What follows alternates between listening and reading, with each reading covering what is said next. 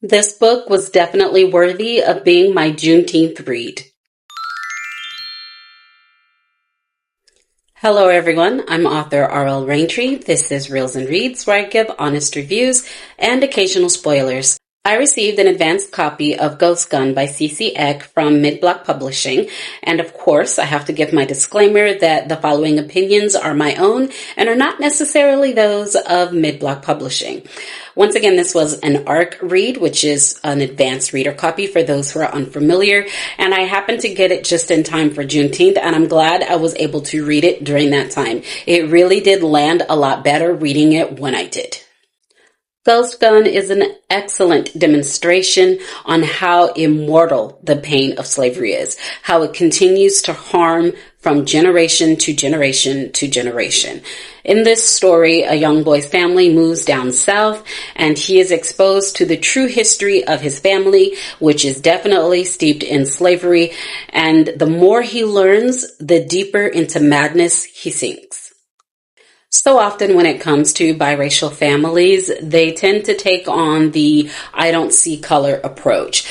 I can speak to that personally with my own family. Sometimes the Black person in the family will kind of refrain from teaching Black history so as not to make the non-Black person in their family uncomfortable with the fact that their family bloodline is steeped in the depravity and torture of other human beings. And that's exactly what happens in this story. We get different points of view between the mother, father, son, and daughter as to how they view race and as to how they deal with history when it comes to race throughout this story. I have to say that if you're so long, this book is a much needed read, and it doesn't even matter if you're an interracial couple that's Black and white or any other mixture. It definitely touches on that whole premise of what are the consequences of not seeing color? What are the consequences of not seeing race? What are the consequences of pretending that potentially your mother's ancestors once did something horrible to your father's ancestors,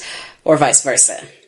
Now, once again, this family is moving down south. The son is exposed to an African American history museum. I can only tell you how traumatizing that was for him. Now, it's during this move or shortly after this move that it is the mother, who is Black. It's her first time noticing the difference in how her children view themselves racially. The son is unapologetically Black, but the daughter is racially ambiguous. She feels nothing one way or the other. She has no cultural attachment, no racial identity. She just is. Whereas the son, again, is unapologetically Black. So his connection to Black history is very, very different. He wants to know more. And the deeper he wants to learn, the deeper he wants to immerse himself into it, the harder the father pushes back. Because why would I want you to know what my family potentially did to your family? And then, of course, you have the mother trying to hold things together, realizing that this is something that simply cannot be ignored. Now, of course, the father then begins to prove some of the very things that he claims isn't real. We don't do that anymore. That's not the case anymore. Let's just move on. Let's get over it type of mentality. But he winds up turning into exactly the type of person that his ancestors were. All the while, their son is literally going mad. I would highly recommend this read this summer. And again, it doesn't matter if you're Black. I sound like Michael Jackson. It doesn't matter if you're Black or white. I recommend this to any variation of interracial couples, because even if slavery isn't a part of your ethnicity's backdrop or bloodline, just knowing the differences between cultures, you can experience what it's like for each other.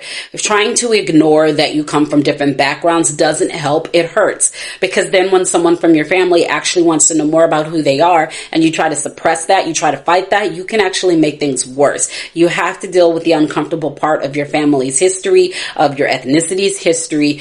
You can't just ignore it. So I really recommend this book for everyone, but I'm not going to pretend that Solon, or for those who don't know what that is, foundational Black Americans, interracial couples where the father is white and the mother is Black. But quite frankly, let's be honest, this probably better applies to families where the father is Black and the mother is white. But it could go either way. I feel like they're going to get the most out of the book because the book specifically involves a part Black, part white family. And of course, they're moving from northern part of the United States to the southern part of the United States. Now, my rating for this book is a 4.5. I really didn't find anything wrong with it for the most part, but I did have some difficulty with the changing of the voices. As I said, we're getting told this story from different points of view. Most of the point of view is from the son, which is the best point of view, considering the fact that he's the one that's descending into madness, considering the fact that he's the one that's feeling the pain of his ancestors the strongest. I think it was a fantastic idea to have his viewpoint be the central focus. However, the reason why I deducted half a point is because switching from viewpoint to viewpoint became a little jarring at times. There were times when I didn't want to leave the son's point of view. I mean, he was really going through things. He was really giving us a perspective I didn't want to leave from. I wanted more. And then we'd interrupt that to switch to the mom's perspective or the father's perspective. And depending on where we were in the story, it just was nowhere near as interesting. The other thing is I have an issue when people tell stories from different points of view and it sounds like the same person talking. I could easily shuffle certain characters around and I wouldn't know the difference between who was speaking as far as the voice.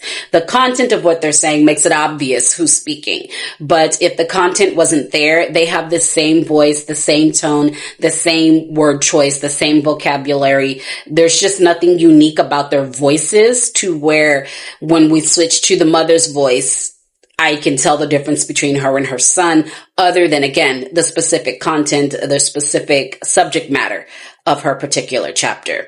But honestly, most people aren't going to have an issue with that. That's just a pet peeve of mine. This could easily be a 5-star read for anyone else. But for me, it was a 4.5 star. Let me know what books you chose to read this Juneteenth, and I hope that you know that you don't have to be Black to celebrate Juneteenth. Celebrating the freedom of any oppressed people should be something that we all do, as long as we do it respectfully. Once again, this has been Reels and Reads. I am author R.L. Raintree, and thank you so much for watching.